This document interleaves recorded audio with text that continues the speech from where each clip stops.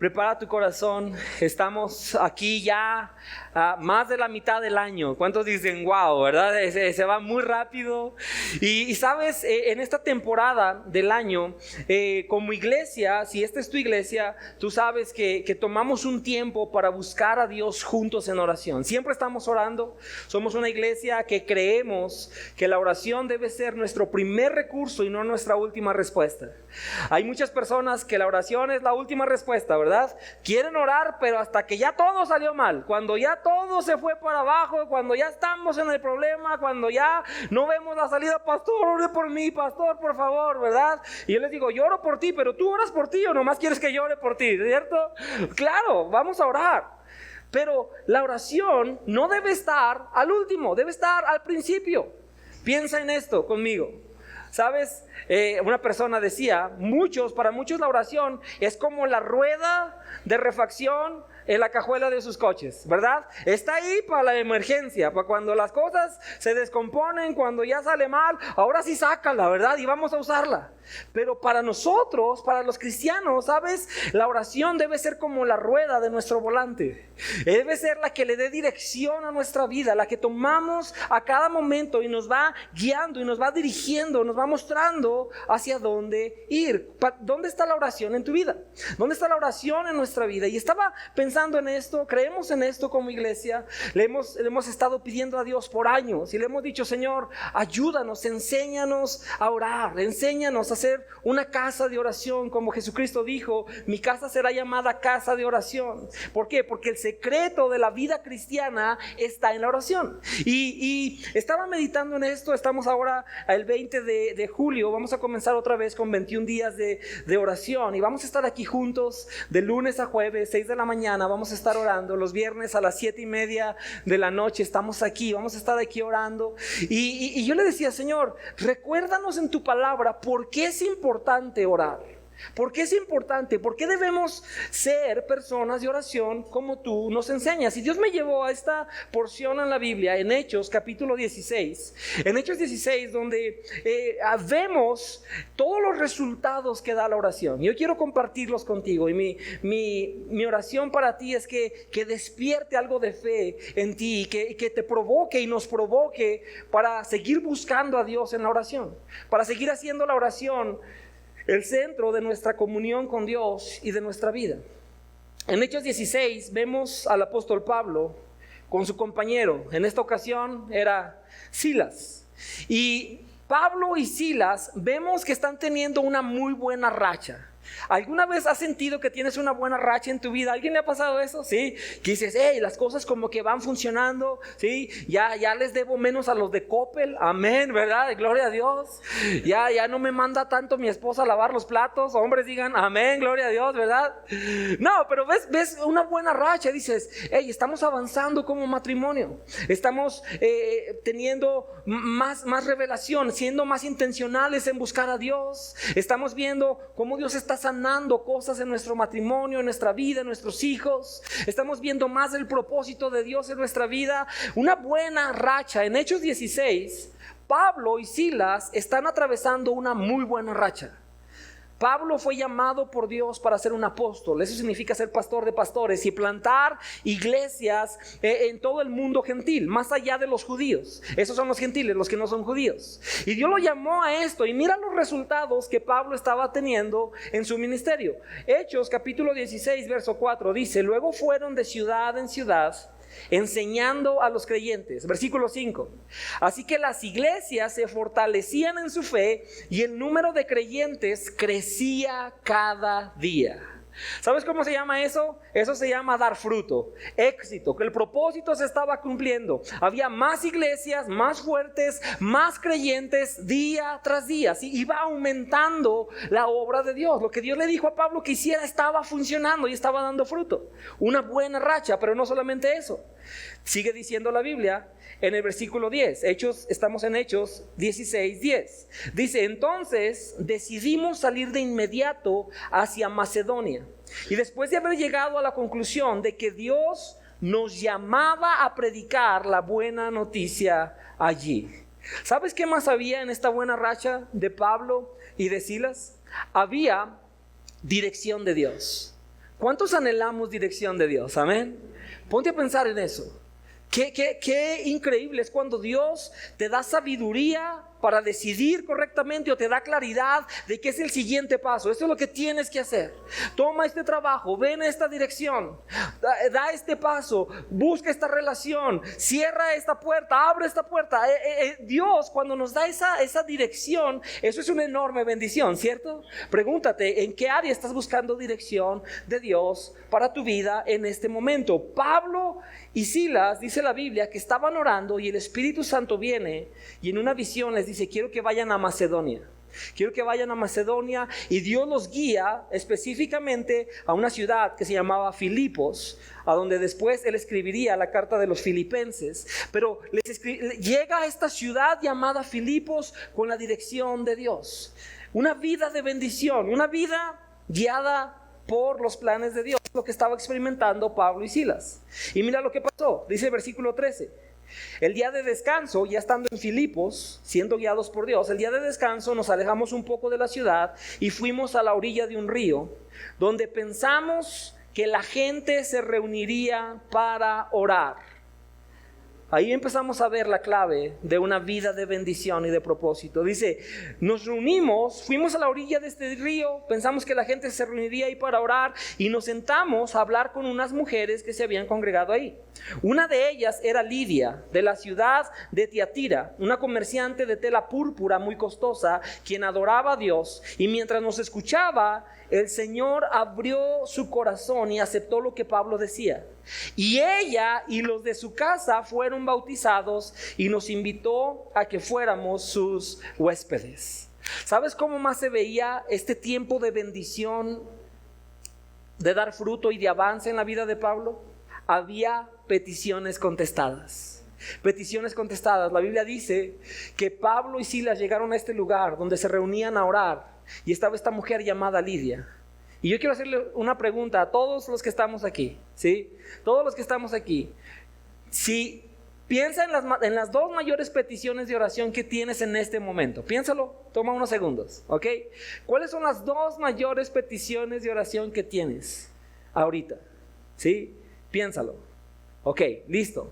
En esas dos peticiones, ¿quién consideró algo que tiene que ver con tu familia? Levanta la mano. Si tú dijiste mi familia, definitivamente está ahí. Número 1, número 2, ¿cierto? La familia. La familia siempre es de las mayores peticiones de oración que tenemos. Lidia no era diferente a nosotros. Dice la Biblia que iba al lado de este río donde se juntaban algunos judíos o personas que se habían convertido a la fe.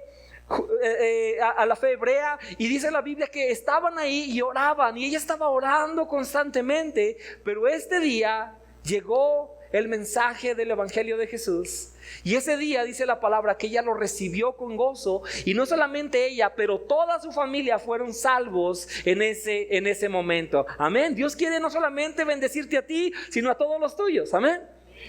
¿Sabes?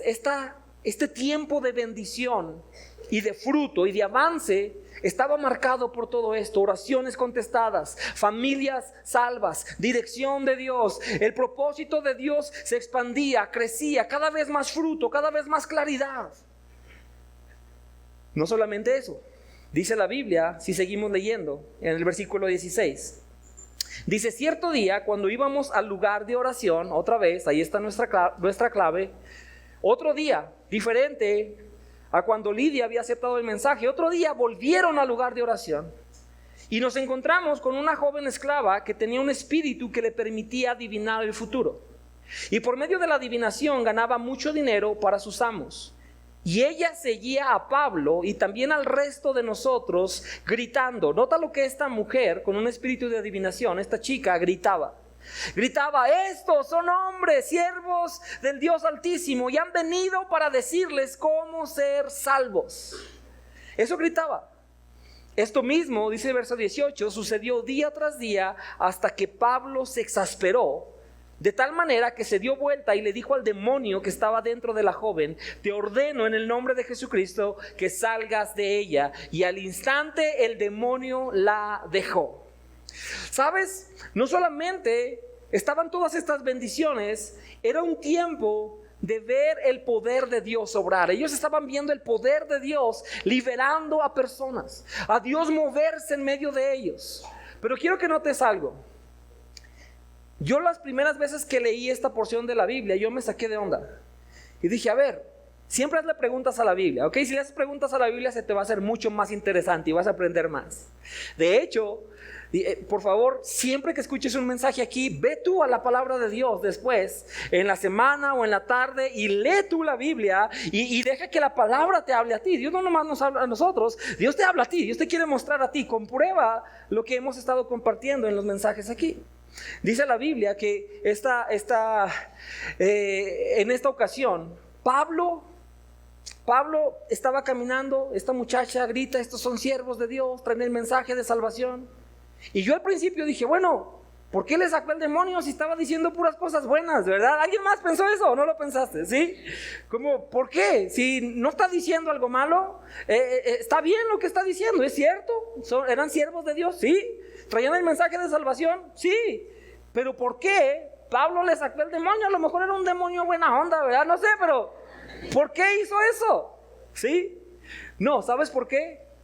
Porque cuando tú y yo somos personas de oración, se desarrolla en nosotros algo que se llama un espíritu de discernimiento, que es crucial para navegar la vida que Dios nos ha llamado vivir. Necesitamos un espíritu de discernimiento para darnos cuenta que hay cosas que pueden parecer muy buenas, pero en realidad son engaños del enemigo para hacer tu vida estéril o para frustrar el propósito de Dios en nosotros. Ella parecía que decía lo correcto, pero ¿sabes qué? Era en realidad una distracción para la obra que Dios quería y iba a hacer a través de Pablo y de Silas. El espíritu detrás de algo que parece correcto no siempre es correcto. Y tú y yo tenemos que aprender esto, porque luego vamos navegando la vida con bendiciones y nos enganchamos con algo que parece muy bueno. Oh, ese negocio parece excelente.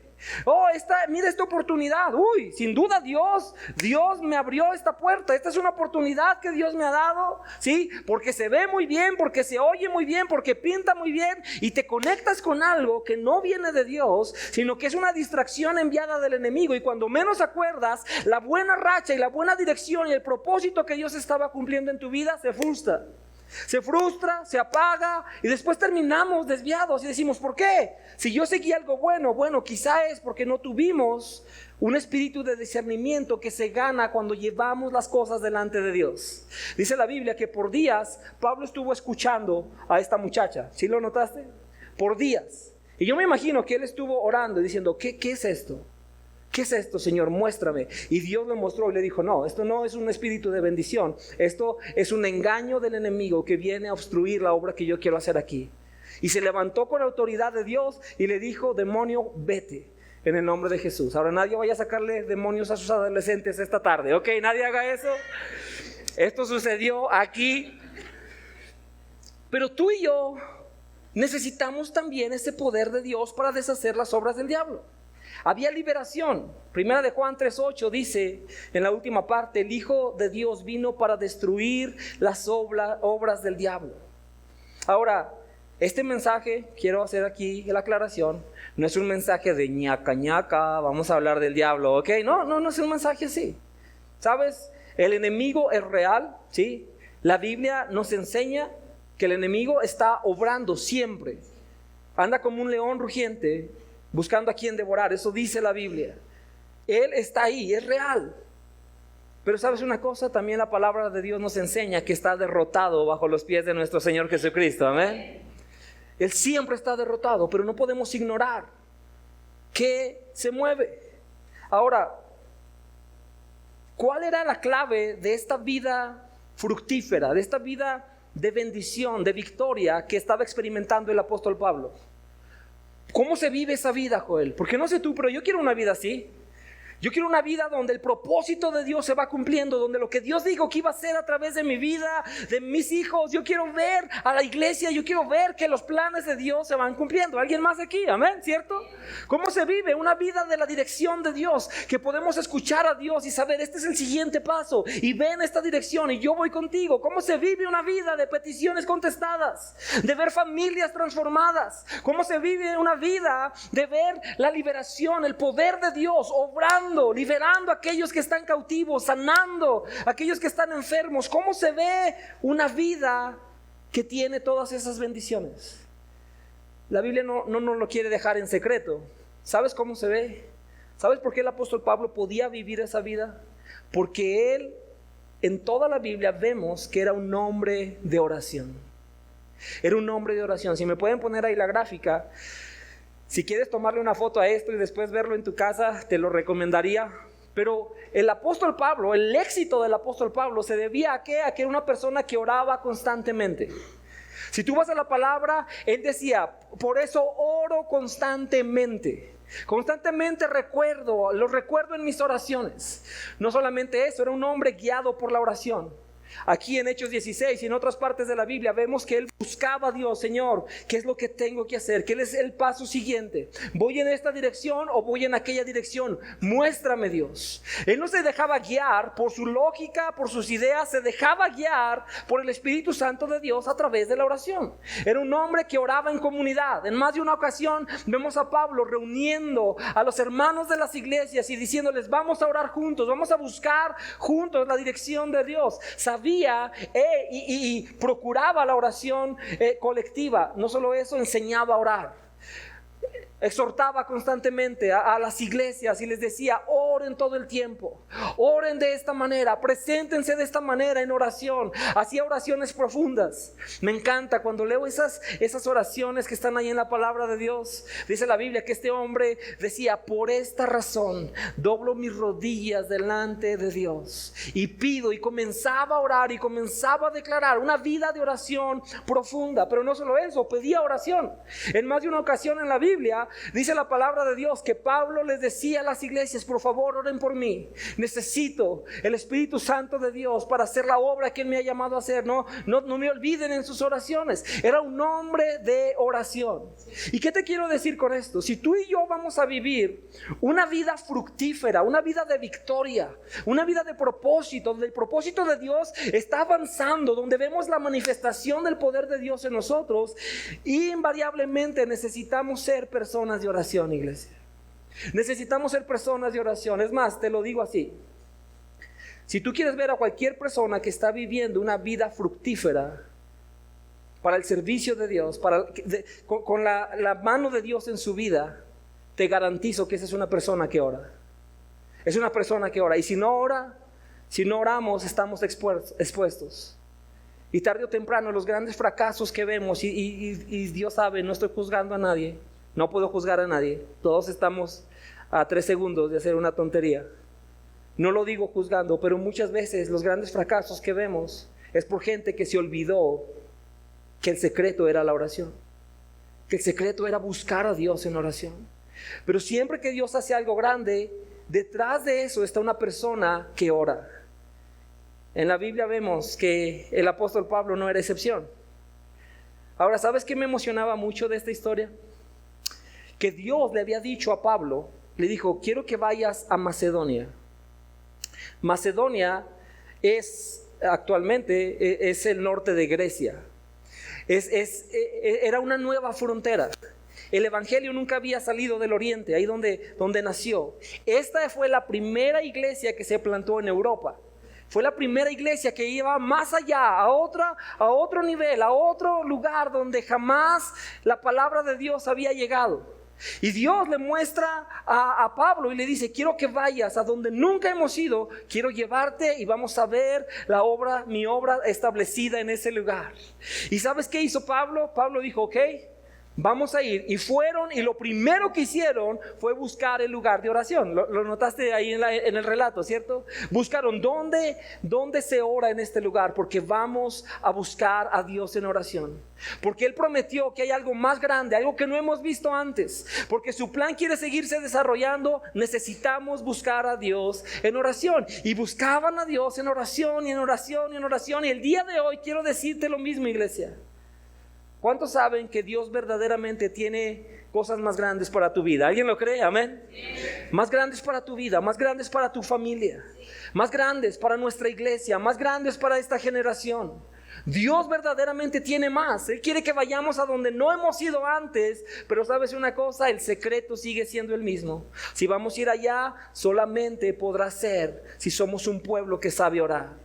Un pueblo que entiende la importancia de la oración, porque la oración es la clave para que el plan de Dios se cumpla en nuestras vidas. Ahora, qué increíble cuando vemos que el plan de Dios va avanzando. Eso es una enorme bendición. Y si queremos ver el plan de Dios avanzar en nuestra vida, en nuestra familia, en nuestra iglesia, en nuestras generaciones, seamos gente de oración. Pero no es la única razón por la cual debemos ser gente de oración. ¿Sabes también por qué necesitamos pedirle a Dios que nos dé la gracia? Porque es una gracia que Dios te da. Decirle: Señor, ayúdame, he batallado para orar, pero quiero orar, enséñame, Señor. Plántate en la casa de Dios, ven. ¿Sabes por qué necesitamos eso? Porque también no me cabe duda que va a haber oposición espiritual cuando tú y yo vamos avanzando. La oposición espiritual siempre se va a presentar. ¿Has escuchado, o a lo mejor alguna vez lo has dicho, a personas que dicen: no, pastor, es que, híjoles, yo empecé a orar y empecé a servir, empecé a buscar a Dios y no sabes, todo se me vino en contra, ¿verdad? Parece que le pegué al avispero y viene por acá los ataques y por allá. ¿Alguien le ha escuchado eso? ¿Lo has experimentado? ¿Cierto? Es verdad. ¿Por qué?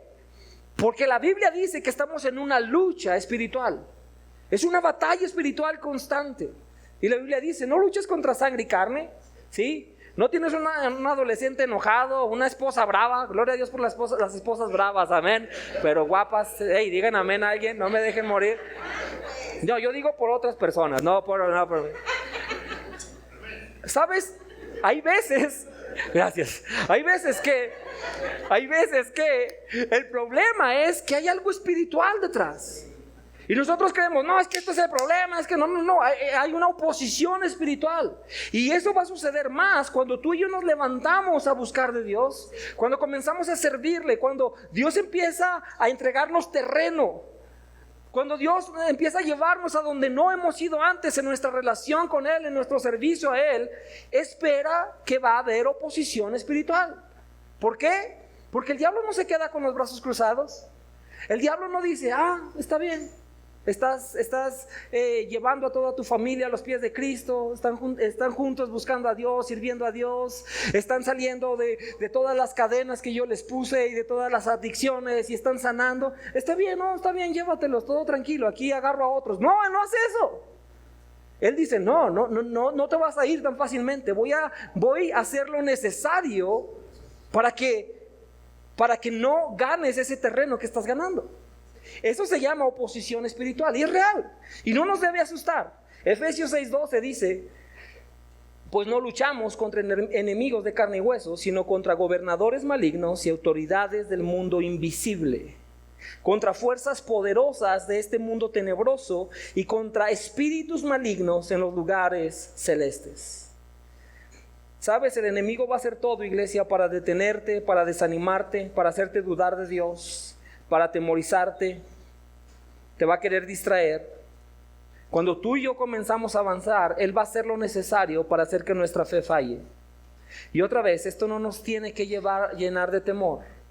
Es real, la lucha espiritual es real. Ahora, cuando se trata de entender que espiritualmente esto es lo que dice la palabra de Dios.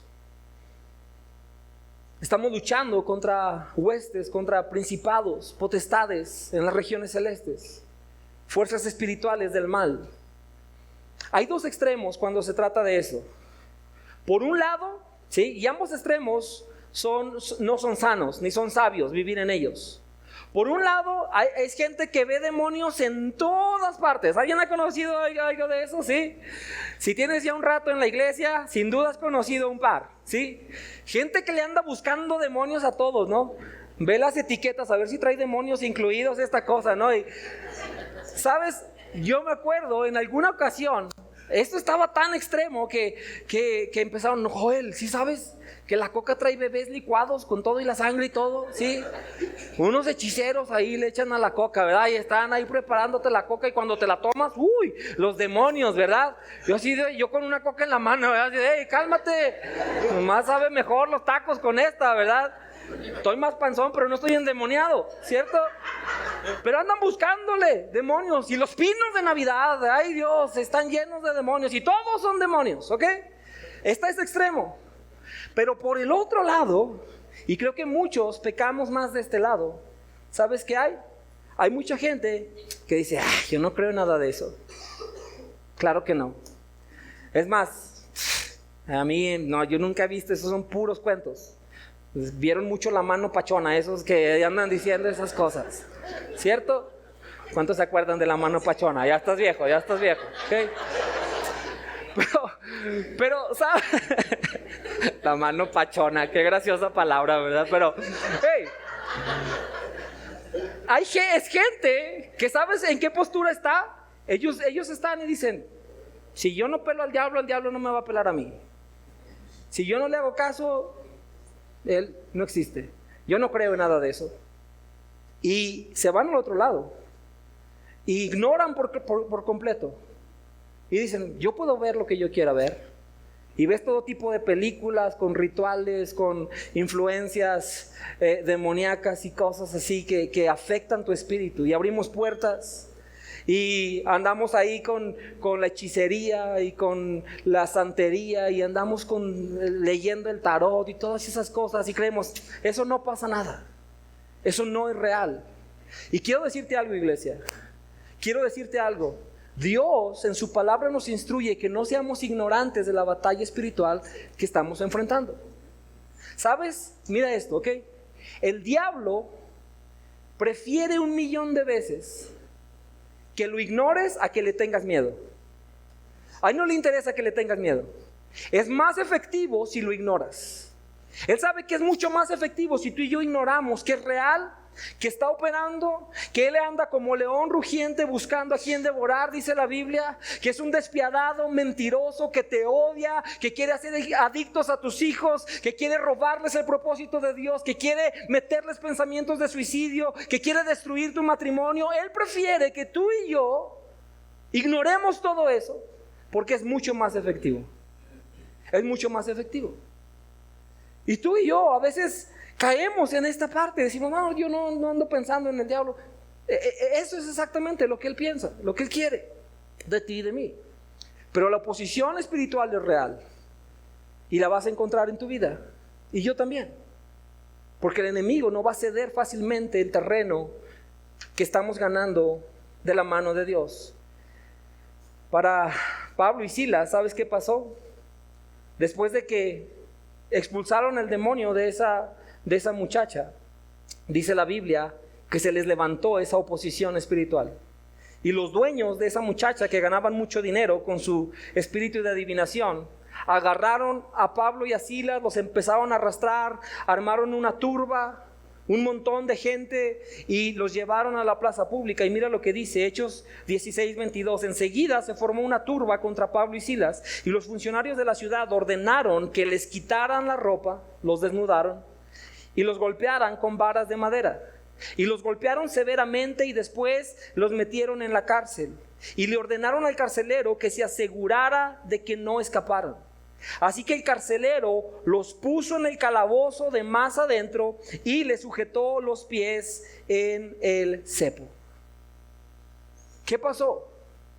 Joel, ¿no estaban orando? ¿No estaban cumpliendo el propósito? ¿No estaban haciendo lo que Dios les dijo que hicieran? ¿No estaban ahí constante viendo la manifestación de Dios, viendo oraciones contestadas, viendo familias siendo salvas? Sí, todo eso estaba pasando, pero ¿sabes qué pasó? Se levantó una oposición espiritual. Ahora, imagínate esto, ¿ok?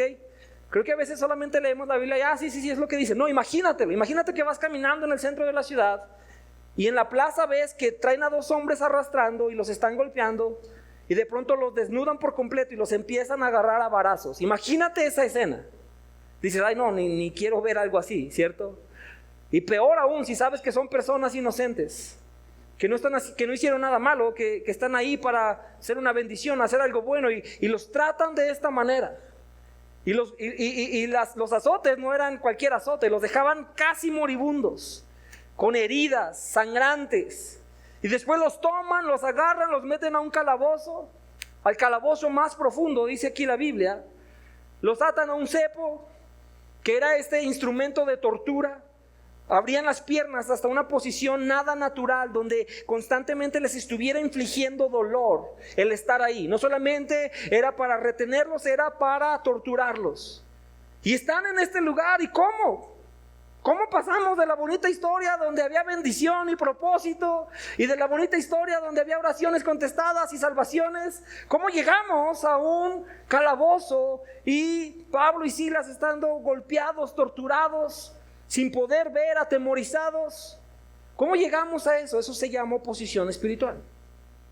Y tú y yo nos vamos a enfrentar con ella. Y tenemos que entender cómo navegamos cuando la vida se torna de esta manera.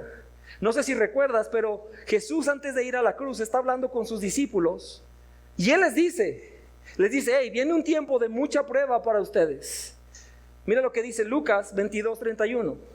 Está hablando con Pedro y le dice, Simón, Simón, Satanás ha pedido zarandear a cada uno de ustedes como si fueran trigo. Pero yo he rogado en oración por ti, Simón, para que tu fe no falle. Amén, iglesia. Jesús les dice, hey, el enemigo quiere zarandearte y quiere que tu fe caiga. ¿Por qué? Porque estaban a punto de entrar a un tiempo de propósito, de cumplimiento. Estaban a punto de romper una nueva era de bendición para toda la humanidad. Y el enemigo dijo, no. Yo voy a hacer lo que esté en mi poder para oponerme a este plan, el plan de Dios que está sucediendo. Pero ¿qué dice la palabra de Dios? Que nuestro Señor Jesús nos dijo, hay oposición, les dijo a los discípulos, pero yo he orado para que tu fe no falle. Amén, iglesia. ¿Cómo enfrentamos la oposición del enemigo? Orando. No solamente oramos cuando las cosas van bien, cuando vemos el avance de Dios, oramos porque sabemos que en medio de la oposición, nuestra herramienta poderosa que Dios nos ha dado es también la oración. Amén. Pablo y Silas no fueron la excepción a esto. Frente a la oposición, mira lo que hicieron. Dice la Biblia en el versículo 25, alrededor de la medianoche, Pablo y Silas estaban orando y cantando himnos a Dios, y los demás prisioneros escuchaban. Y de repente hubo un gran terremoto y la cárcel se sacudió hasta sus cimientos. Y al instante todas las puertas se abrieron de golpe y a todos los prisioneros se les cayeron las cadenas. Gloria a Dios, amén, iglesia. Porque cuando tú y yo buscamos a Dios en oración, frente a cualquier oposición, siempre vamos a ver la poderosa mano de Dios obrando a nuestro favor. Amén. Siempre, puedes estar seguro de eso. No hay oscuridad que la luz de Dios no pueda brillar a través de ella. No hay pared que Él no pueda derribar. No hay enemigo tan poderoso que Él no pueda vencer. Pero eso se logra solamente cuando somos gente de oración. Por eso es que debemos ser personas de oración. Que Dios nos invita a esta vida de oración. Porque es ahí donde vemos la bendición y donde ganamos las batallas. Vemos la bendición, vemos el avance y ganamos las batallas cuando la oposición se enfrenta y podemos seguir caminando y seguir diciéndole, Señor, yo sé que tienes más para mi familia, tienes más para mí. Del lado de la oración, ¿sabes qué hay? Número 1, hay testimonios. La manifestación del poder de Dios primero, dice la Biblia que tembló la cárcel, que se les cayeron las cadenas, se abrieron las puertas. Eso es una manifestación del poder de Dios. Del otro lado de la oración hay eso, pero también hay testimonios. No sé si lo notaste, pero dice la Biblia que los demás prisioneros estaban escuchando a Pablo y a Silas cuando estaban orando y alabando a Dios. Todos estaban escuchando en la cárcel. Y cuando se caen las cadenas, yo me quedé pensando, otra vez, hazle preguntas a la Biblia, se te va a hacer mucho más interesante. Dije, ¿por qué no salieron corriendo todos? ¿Verdad? Y luego dije, pues porque no eran mexicanos, Joel, ¿verdad? Si hubieran sido mexicanos, vámonos. Los agarran allá por California, ¿verdad? Pero estos no, ¿verdad? No era por eso. Yo sé que es tentador ese pensamiento, pero no. ¿Sabes por qué? ¿Por qué se quedaron? Porque ellos habían visto el testimonio de estos dos. Ellos dijeron, no nos cabe duda que esto sucedió porque ellos están clamando a su Dios. Por la fe de ellos. No cabe duda que Dios está con ellos. Si ese es el equipo ganador, yo quiero estar ahí, ¿cierto? Yo quiero estar ahí. No me voy a alejar hasta que esto acabe. Quiero estar aquí porque se convirtió en un testimonio. ¿Sabes qué poderoso es cuando tu vida y mi vida se convierten en un testimonio? Cuando hay personas que dicen, ¿cómo puedes seguir con gozo y con paz? A pesar de todo lo que te ha estado pasando, ellos no lo saben, pero es a pesar de toda la oposición, a pesar de todo lo que se te ha venido encima, ¿cómo puedes seguir teniendo fe? Pero tarde o temprano ellos van a ver la manifestación del poder de Dios en ti, y entonces tu vida se convierte en un testimonio para la gloria de Dios. Amén, iglesia. Eso está del otro lado de la oración. Del otro lado de la oración hay manifestaciones del poder de Dios. Nuestra vida se convierte en un testimonio para la gloria de Dios, porque no va a quedar duda que Él es el único que pudo haber hecho eso. Amén. Pero también sabes que hay salvación. Hay salvación. Dice la Biblia que el carcelero, cuando vio que la prisión estaba abierta, que las cadenas estaban rotas, él entró en un estado de desesperación y dijo, ya se me fueron todos de aquí y mañana los jefes van a venir y me van a quitar la vida. Pero no solamente eso. Si tú lees la historia, una historia muy similar de Pedro, tomaron a los guardias y les quitaron la vida a todos. Bajo la ley romana había una cláusula, y era que si este hombre se quitaba él mismo su propia vida, ¿sabes qué? Su familia podía quedarse con sus pertenencias y seguir adelante, si él hacía lo honorable. Pero él llegó a ese punto y dijo, no hay más, aquí se acabó mi vida, no hay más que pueda hacer. Y tomó la espada y estaba a punto de quitarse la vida. Pero en eso dice la palabra de Dios que Pablo le grita y le dice, hey, no hagas eso, aquí estamos todos. No tienes que quitarte la vida. Y mira lo que pasó después. Versículo 29. El carcelero pidió una luz y corrió al calabozo después de haber escuchado a Pablo, y cayó temblando ante Pablo y Silas, y después los sacó y les preguntó, señores, ¿qué debo hacer para ser salvo? ¿Qué debo hacer para ser salvo? Ellos le contestaron, cree en el Señor Jesús y serás salvo junto con todos los de tu casa. Amén. ¿Y sabes qué pasó? Ese hombre creyó. Dijo, yo creo. Y esa misma noche él y toda su familia fueron bautizados. ¿Qué significa eso? Dieron testimonio. Hemos decidido seguir a Jesús. Hemos puesto nuestra fe en Jesús y vamos a seguirle a Él. Del otro lado de nuestra oración, iglesia, no solamente hay bendición, hay propósito, hay avance del reino, hay dirección de Dios, hay peticiones contestadas, hay familias que Dios quiere salvar a través de tu vida. Hay manifestaciones de Dios, hay liberación. ¿Sabes? Del otro lado de la oración vemos testimonios, vemos salvación. Somos una iglesia, somos un pueblo que Dios nos llama a ser personas de oración. Del otro lado, ¿qué hay? Si seguimos orando, te quiero decir, mi corazón se alegra, ¿sabes? Cada semana, cada mes estamos viendo a más personas que están acercándose a buscar de Dios en medio de nosotros. No solo eso, estamos viendo una generación de jóvenes que se está levantando para buscar a Dios, y no solo para buscarle, para servirle. Hay jóvenes entre nosotros que han llegado y nos dicen, ¿saben una cosa? Dios ha puesto en mí, yo voy a servir a Dios. Mi vida va a ser para servir a Dios, amén. Y yo veo eso y digo, Dios, gracias. Cuando se decía de esta generación que era la más apartada, la más perdida, tú estás permitiéndonos ver una generación que se está acercando con fe a ti, que no tiene miedo de decir que te aman, que te sirven, que quieren entregarte lo mejor de sus vidas. Gracias, Señor, porque tú te estás moviendo. Dios está haciendo y nos quiere llevar a donde no hemos ido antes, iglesia. Él quiere. Él no solamente quiere sanar tu matrimonio, Él quiere usar tu matrimonio como un instrumento de bendición para llevar salvación y esperanza a muchos más. Él no solamente quiere darte una hermosa familia feliz, Él quiere manifestar su poder en ti y en tus hijos, que vivan para un verdadero propósito que trae plenitud y abundancia. Amén.